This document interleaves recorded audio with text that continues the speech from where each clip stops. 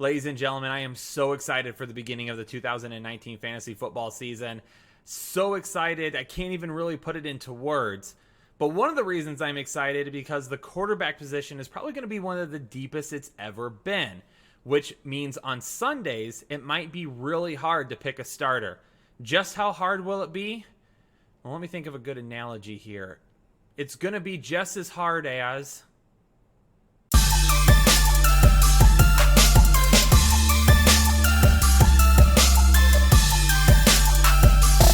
Headliner Nation, what's going on? Welcome back to the Fantasy Headliners. Kyle coming to you from the Draft.com studios, and I am ready to get into the fantasy football season. Let's talk a little quarterback start and sit this week, and as I already mentioned, this position is deeper than it ever has been for fantasy football, so that might make your decision on who to start a little bit more difficult come Sundays, but don't you worry, I'm here to help guide you through that. Let's get going. Let's talk about quarterbacks.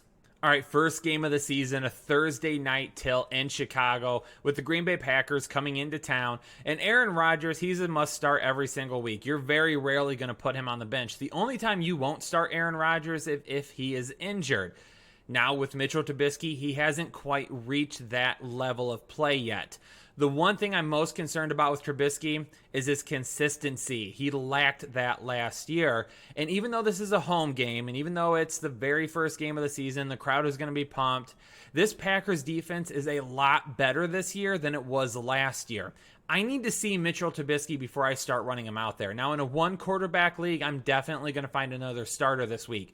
If you play in a super flex, though, I think he'll be able to do more than fine to give you quarterback 2 type numbers, so you can go with him in a super flex if you need to. But in one quarterback, I'm going to leave him on the bench until he proves to me that those inconsistencies are behind him and this offense can operate full tilt in any game that they choose. Just like Aaron Rodgers is a must start every single week, Baker Mayfield is also there as well. In only his second NFL season, he's going to be leading one of the top offenses in the league, one of the most explosive offenses in the league this year. He's a must start every single week and will be in your lineup. But what about Marcus Mariota? Well, he's not in anybody's lineup. Even if you play in a super flex lineup, find somebody else to start this week. The problem with Marcus Mariota is he could literally be one bad half away from Ryan Tannehill taking his job. Will it happen week 1? More than likely not. But the last thing that you want to do is get a bad half from Marcus Mariota only to find out he was benched in the second half and then you really don't get any points. Find somebody else. It doesn't matter if it's 2 QB, Superflex, 1 QB. Leave Marcus Mariota on the bench and quite honestly, possibly on the waiver wire. If a quarterback just lost his left tackle, lost one of his offensive weapons, and the team is just hell-bent on shutting it down this season and getting the first overall pick, well, I don't know if I want to start that quarterback too often. Well, with Ryan Fitzpatrick, that's what's happening around him. And he's got a Baltimore defense coming into town that is literally going to be in the backfield the entire game. He is not going to have any time to throw. He's probably going to throw some picks because that's what Ryan Fitzpatrick does. He's got some better matchups coming, but this is not one that I want to throw him out there regardless of format. But with Lamar Jackson, 100%, he needs to be out there. And one of the reasons why is because the amount of rushing yards Miami defenses gave up last season to quarterbacks. Last year, Miami allowed 383 rushing yards to opposing quarterbacks, the third most in the National Football League. The problem with that is that this defense is way worse than it was last year, and this is a game that Baltimore will likely control pretty easily the entire game. Lamar Jackson is going to have a field day on the ground and through the air. He is a premier player this week against a bad defense. Put him in your lineup and reap the rewards because he's in for a big one. We all know about the Atlanta offense, right? Matt Ryan, he's got Julio Jones, Calvin Ridley, Devonta Freeman, Austin Hooper. He's got tons of weapons around him. But what about Kirk Cousins? We just haven't heard more than enough about him this season. He has some pretty good weapons as well. Adam Thielen, Stephon Diggs, Dalvin Cook. Why wouldn't you want a guy like that in your lineup this week? This is probably going to be a high-scoring game. A lot of back and forth, a lot of points on the board. Kirk Cousins and Matt Ryan both have at least 2 touchdown upside in them this week and probably quite a bit of yards as well. I don't care what kind of a format you're in. Matt Ryan is starting, and put Kirk Cousins in your lineup this week. I expect a really big week from both of these quarterbacks. Reap the rewards once again from 2 guys that are going to benefit from a lot of positive game script and a big score. Regardless of format, I am not playing Case Keenum this week. He's missing a couple of offensive linemen. His wide receiver core is iffy at best on a good day. He's missing his top offensive weapon in Jordan Reed, who's likely going to be out with a concussion still. That's going to leave a lot of dump-off passes for Chris Thompson, but that's not going to score you a whole lot of fantasy points. Regardless of format, it does not matter. Case Keenum is not a start this week. The Philadelphia Eagles defense is going to pin their ears back. They're going to be in the backfield a lot, and he is going to have no time to throw. On the flip side, Carson Wentz is a guy that I am going to fire up at home, first game of the season against an interdivision rival that, again, is lacking the weapons to really make a run this year. They're going to take down the Redskins pretty easily this week, and Wentz is probably going to have a decent week doing it. This matchup is going to be a fun one to watch. Jared Goff with his new contract against Cam Newton. In Carolina this week, these two teams are likely going to put up quite a bit of points. Jared Goff was one of my favorite ADP steals of the offseason. He's a quarterback one on several of my teams because of his value. He's going to have another good season, and Cam Newton looks to be healthy and ready to roll, so he is also a start for me. There could be some back and forth in this game. There could be a lot of points scored. Taking the over here, and these two quarterbacks are going to be a big reason why. Well, we all know Patrick Mahomes, well, he's in the lineup no matter what, right? So let's talk about Nick Foles. Why is he a start this week? Well, the Jacksonville Jaguars probably want a little redemption this year. First game of the week, or first game of the season at home. Jacksonville is going to look to take down the Kansas City Chiefs. They were a very good team a couple of years ago. They're going to want to get a win this week, and I think they're going to come ready to play. Now, with that being said, this team is still going to put up a ton of points. So Jacksonville is going to have to try and stay with them, which means Nick Foles is going to be throwing the ball a lot. He seems to be meshing well with his new weapons so far, but he could have sneaky play upside this week. Quarterback 2 probably at best, but regardless of the format, if you have a quarterback 1 that I've mentioned already as a sit, you could run with Nick Foles this week and you could do a whole lot worse. He's got a lot of garbage time opportunity. He's got a lot of passing opportunity. He's got a lot of scoring opportunity. Could be a big week for him. When the Indianapolis Colts started preparing for the opening of the season, they probably didn't imagine doing it without Andrew Luck. But here we are a couple of weeks after his retirement announcement. Jacoby Brissett, with a brand new contract, is the starter for the Indianapolis Colts. As much as they want to trust in him, I am not ready to trust in him on my fantasy team as of yet. In super flex leagues, maybe a low QB2, but not much more upside for me right now. I do expect him to be a lot better than 2017, and I expect him to be good at some point this season. But again, is it going to be right away? We might have to wait a couple of weeks for that. I trust in him. I trust in that offense. I'm not going to trust in them week 1, however. With Phillip Rivers, though, I'm going to go ahead and roll with him. Indianapolis has a good defense, but Phillip Rivers has all the weapons in the world to overtake them. Could be a fun game to watch out in Los Angeles this week, but I think the Chargers walk away with a win, and I think Phillip Rivers is a big reason why. As much as I don't want anything to do with Case Keenum this week, Andy Dalton is pretty close for me. He's already lost 2 of his offensive linemen this season. He's missing his top offensive weapon in A.J. Green. Tyler Eifert is an injury risk every time he steps on the field.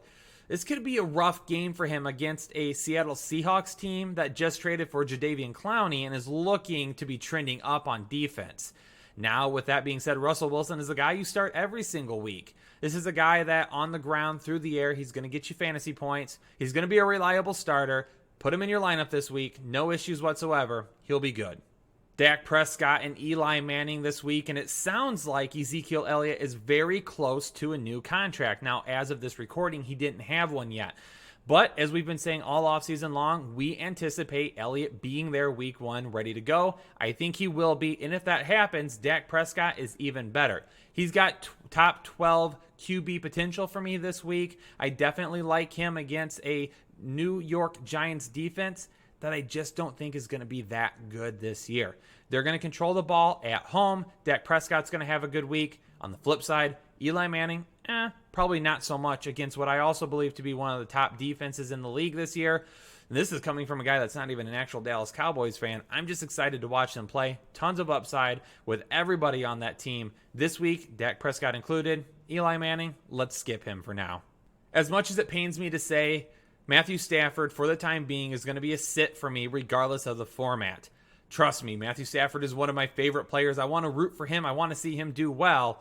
But I need to see what's going to happen with this new look offense. Are they going to be as run heavy as we anticipate? If they are, Matt Stafford is going to be lacking a lot of upside. This is a week that really could be between the two defenses. On the flip side, Kyler Murray, the reason that I have him as a start is even though Detroit's defensive line is pretty good and Arizona's offensive line is pretty bad, Kyler Murray is more than capable of eluding a lot of sacks and picking up yards on the ground. Because of his feet and because of his arm, he has more than enough upside to give you QB1 status this week against a defense that the jury's still out on. I don't think they're great. A lot of fans think that they will be very good this season. I unfortunately don't see it right now. We'll see what happens. But again, I need to see what happens with Matthew Stafford before I make any other decisions about him. He's going to be a sit for me this week because of his lack of upside. Kyler Murray, because his ability to scramble, has that upside. I'll go with him in my lineup. And what could turn out to be a shootout this week. San Francisco heads into Tampa Bay, and both of these quarterbacks are a start for me. Jimmy Garoppolo is going against a bad Tampa Bay defense that's going to give up a lot of points. Now, we've seen some bad throws and some bad plays from Jimmy G this preseason, but let's toss all that noise off to the side and just think about what upside he has this week against a bad defense. On the flip side, Jameis Winston, he's going to have to throw to stay in the game. They don't have that much of a run game that we've seen as of yet. Maybe it improves this season, but more than likely they're going to have to throw to keep up with it. Both of these guys have tremendous upside this week. Jameis Winston could be a lock and loaded QB1. Jimmy Garoppolo could be a high QB2 with a little bit more upside than that. We'll see what happens, but there could be a lot of points scored in Tampa this week.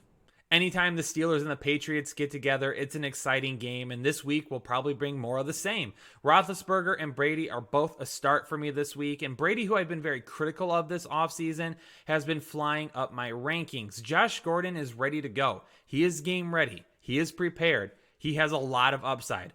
Demaryius Thomas will be filling in for N'Keal Harry, who's on the IR. He's looked good. You still have James White. You have Julian Edelman. This is an offense that is a lot more dynamic than what we thought at one point.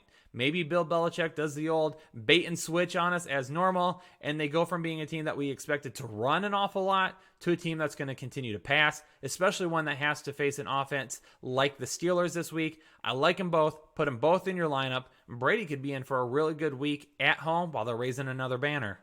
Another shootout potential, Deshaun Watson, Drew Brees, both of these guys are in for really good weeks. Deshaun Watson finally has a left tackle. He has a dynamic running back. He has plenty of weapons on the outside. Even though this game is in New Orleans, these two teams are going to trade blows an awful lot. Take the over here, put both of these quarterbacks in your lineup, get ready to roll. They're going to score a ton of points this week. I am not a New York Jets fan by any means, but I love what they did with the team this season, and I do think they have a shot to make the playoffs. I don't think it's going to start here in week one, however. This is a really tough matchup for Sam Darnold. He's going to be facing a defense that gave up the least amount of fantasy points per game to opposing quarterbacks last year. This defense is only going to be better, and the Bills' defense likely is going to keep Sam Darnold in check for the majority of this game. He doesn't have a whole lot of upside this week. Even in a Superflex format, I'm going to try and find someone else to stream in a better matchup. Now, with that being said, keeping my eye on Josh Allen this week. I will list him as a start because opposing quarterbacks also had a decent amount of time running on a New York Jets defense last year. Opposing quarterbacks ran for 353 rushing yards last year. That was fourth most in the National Football League. And let's just keep in mind as well that this defense upgraded substantially this season. CJ Mosley, Quinnen Williams, they're going to be a lot better. So while I'm okay starting Josh Allen, I'm going to just temper expectations a little bit. I'm not going to expect one of those huge games that he had at the end of the season last year, but he can do more than enough this season and this week to be able to give you a good return, even in one quarterback leagues. I'm okay with throwing Josh Allen up there. He's going to have a good game. I just don't think he's going to have a high ceiling. Either way, though, he's going to be out there for you, scoring quite a few points and helping your team towards victory this week. The last matchup for the week, the Broncos head into Oakland for Monday Night Football, the late match on Monday Night Football. And Joe Flacco is going to be a start for me this week because of that Oakland defense. It's not very good. They're going to give up a ton of plays. They're going to give up a ton of big plays. He's got weapons around them. We'll see how integrated this offense is. Are they ready to roll? Are they all on the same page? We'll see what happens. against an Oakland defense, so it's not going to be really that difficult. And if the Denver Broncos put up a decent amount of points, Derek Carr is going to have to throw it an awful lot. That's why he's a start for me as well. Both of these two should be safe quarterback twos. In a 1 QB league, unless you have a better option, you could do a lot worse than these guys. In a super flex league, both of these guys should be in your lineup as your QB2. Nothing asked. All right, ladies and gentlemen, that's it. Quarterbacks week 1, start and sit. A lot of options for you this week. A lot of potential shootouts. A lot of guys that you can have in your lineup that are going to bring tremendous value. As I said at the very beginning, there's going to be a lot of depth here this season. So there's going to be a lot of options every single week. Don't forget, though, Headliner Nation, hit that like button if you haven't done so yet. And if you're new to the channel, and if you haven't subscribed, please hit that subscribe button. Become a part of Headliner Nation today. If you do, let me know in the comments below. I want to welcome you personally, and I also want everyone else here in this community to give you a warm welcome as well. Thanks so much for tuning in, Headliner Nation. We'll catch you on the next episode. Have a good one.